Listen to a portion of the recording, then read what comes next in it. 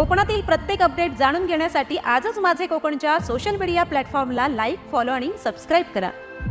सध्या कोकणामध्ये गारठा चांगलाच वाढलेला आहे। उत्तरेकडील हिमालय क्षेत्राच्या दिशेने शीतलहरींचा वेग वाढल्यामुळे कोरड्या वाऱ्यांचा बहुतांश परिणाम महाराष्ट्राच्या हवामानात जाणवू लागलेला आहे। यामध्ये कोकणही गारठला असून रत्नागिरी जिल्ह्यात गेल्या 4 दिवसांपासून चांगलीच हुडहुडी जाणवत आहे।